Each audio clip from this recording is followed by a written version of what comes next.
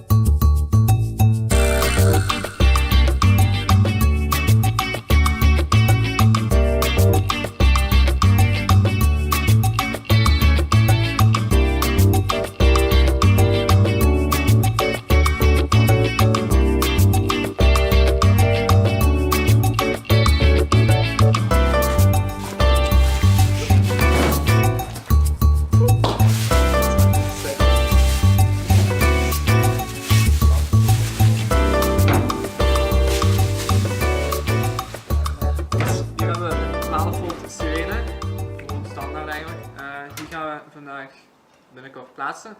We gaan die ook nog customizen met een hoodie erop te verven natuurlijk. We gaan die redelijk groot maken, die gaat de hele zijkant bedekken. Simpel, op naar het volgende.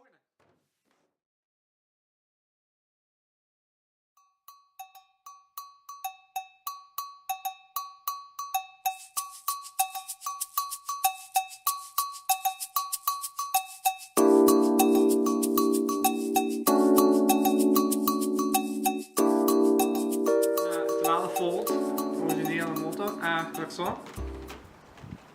Heel simpel, maar wel prachtig. Heel goede staat, zo goed als nieuw.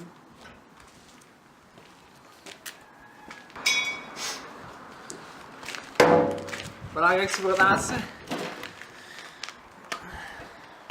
Natuurlijk schakelaar. Deze is eigenlijk voor de panel lights die het instrumentenbord verlichten. Maar deze gaan we veranderen voor dan de sirene eigenlijk te besturen, voor aan en uit te zetten. We gaan die overspuiten en dan eventueel erop verven sirene. Zodoende dat dat zeer veilig is. Dus hier hebben we de steun eigenlijk voor de klakson te bevestigen aan het chassis.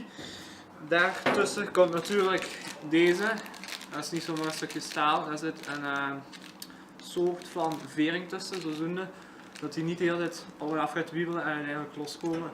Dus niet vergeten deze te plaatsen, heel belangrijk. Op naar het volgende.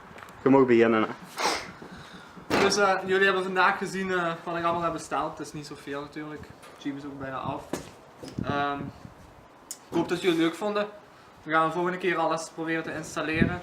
Ga ik ook wel uitleg geven hoe, wat. Vonden jullie het leuk? Duimpje omhoog. Subscriben mag, niet verplicht. En dan zie ik jullie misschien volgende week terug. Doei!